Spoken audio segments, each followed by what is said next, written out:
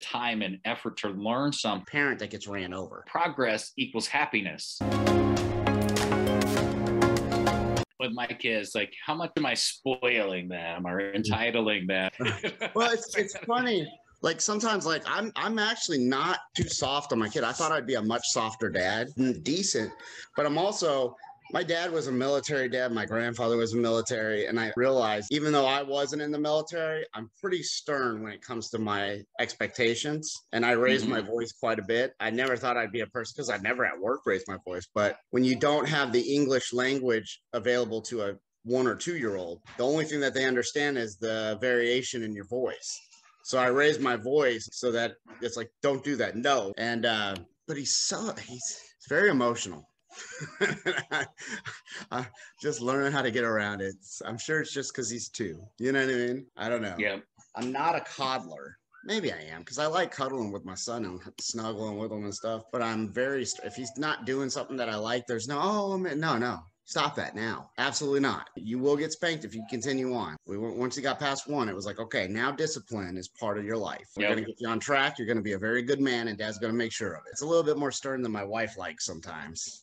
I set a line and I say, don't cross it. And then once it's crossed, I go, okay, it's crossed. Now it's time for the discipline that we discussed. It's not like I just go out spanking and stuff. I have very set lines. I give them so many ultimatums. And then once it's like, okay, we're at a point where if this continues on, that's it. You know what I mean? I'm not trying to be a mean guy, but I'm also not trying to be a parent that gets ran over. For sure, because, I mean, kids respond to discipline. That's the fact. When they know what the boundaries are, they know when they cross it that there's a consequence. And if the parent sets the discipline and the boundary and doesn't discipline when the boundary's crossed, then they know the parent's full of shit and lying. And then they keep crossing the boundary and there's now a new boundary. And then what you're then training them to do is, I can go ahead and cheat outside of the boundaries. Yes. And that's what I think kind of is issue or challenge in a lot of society right now. It's interesting reading this mindset book by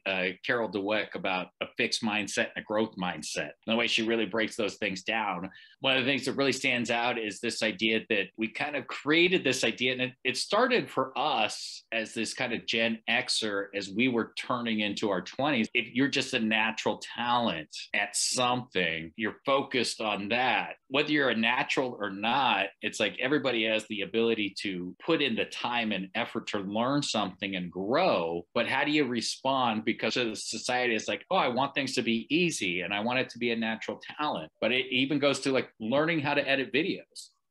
I mean, fuck, how much better are our videos now than when we first released our first video? They're already worlds better.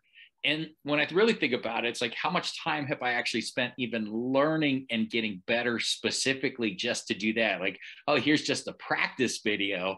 I don't care about it. Because normally when I'm doing something, it's because I'm working on content versus learning. So there's a counterbalance of that. And it's like, dude, the video is already so much better. And I still feel like I barely put any time into it. Even when I think about my diet and losing over 60 pounds, it's like, how much effort did I really put into this? And I can pat myself on the back and say, yeah, my dietary changes were positive. I made a lot of these things, finally getting into the exercise routine and following that goal of 5 days a week. So that's exciting and that's progress. But even if I exercise for 30 minutes, if it's just walking, is it the same as running? Is it the same as lifting weights? It's like, am I still working that hard on it? I don't feel like I am. So if I don't feel it or think it, then I'm probably not, because I know I could work even harder on it to do it. And it's not to beat myself up, but it's just a perspective of like, look how much progress I've made with, I don't want to downplay the effort I put into it, but with what I think is almost like I put in a reasonable